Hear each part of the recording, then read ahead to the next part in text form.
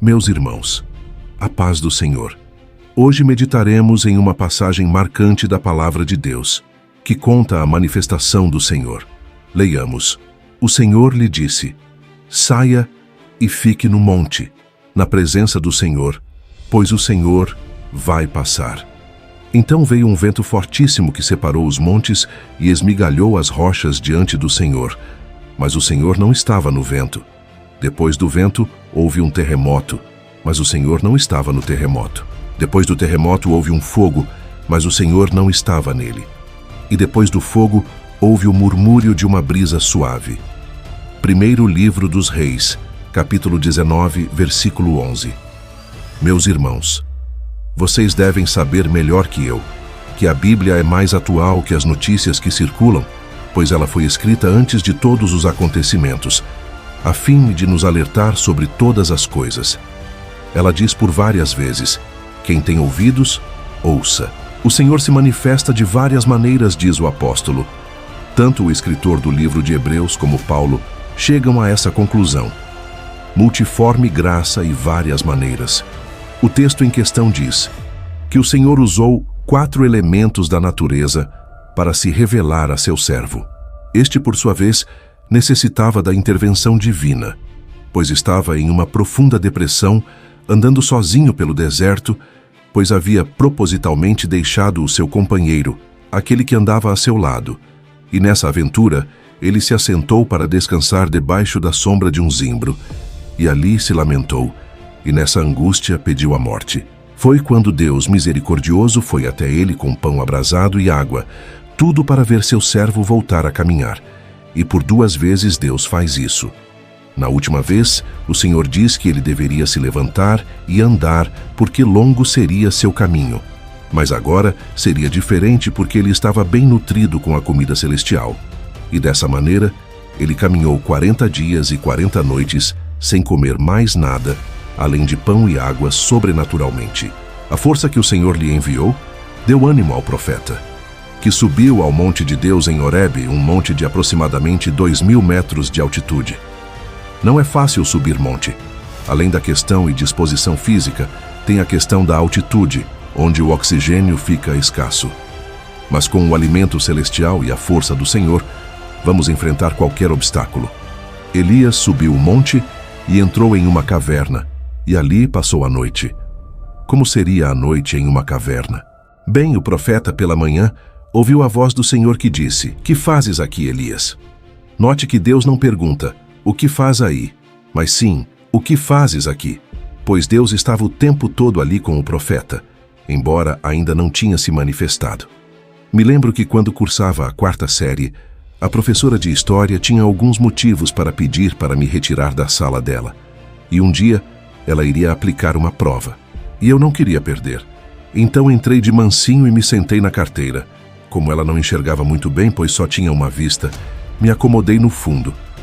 Na hora da chamada, quando chegou a letra do meu nome e quando disse presente, ela surpreendente me disse em um tom amigável: pensei que você não vinha, pois até agora você não se manifestou. Eu só me manifestei quando a professora chamou meu nome. Assim é Deus. Por isso clame pela sua manifestação. Deus habita com os seus, porém ele manifesta quando clamamos. A Bíblia diz que o querer e o efetuar pertence a Deus. Elias sentiu um vento, mas Deus não estava no vento. Jesus diz que o vento sopra onde quer. O vento se manifesta. Por exemplo, se manifestou no mar, fazendo com que o profeta Jonas voltasse a Deus. O vento manifestou no dia de Pentecostes e também soprou um vento abrindo o mar. Mas Deus não é o vento. Ele apenas usa o vento. Ele usa a natureza. Nesses últimos dias, vemos pessoas em desespero, pois um vendaval, um tornado, tem passado com ímpeto, levando destruição e tirando lágrimas. O apóstolo Paulo diz que a natureza geme com dores de parto, e vemos isso acontecer em nossa volta. Ouvimos falar de vendavais, redemoinhos, ciclones e tempestades em países distantes, porém, nesses dias o Brasil tem sentido a manifestação, acontecimentos daquilo que antes era apenas boato, mas hoje é realidade. A Bíblia diz que Deus falou com seu servo Jó, do meio de um redemoinho. Deus fala em meio ao caos. Quando tudo era trevas, ele disse: que haja luz. Quando os discípulos enfrentaram a tempestade, Jesus disse a eles: não temas, sou eu. Os discípulos estavam quase chegando e o diabo, sabendo disso, soprou um vento contrário. Nesses dias ele tem soprado esse vento contrário e Deus tem permitido, pois faz parte do seu juízo. O vento que o diabo sopra causa destruição, mas o vento que provém do Espírito coloca as coisas no seu devido lugar. E nesse tempo, o sopro de Deus passará e colocará as coisas no lugar. Elias, além do vento, viu o fogo, sentiu o terremoto. Jesus fala sobre terremotos em vários lugares.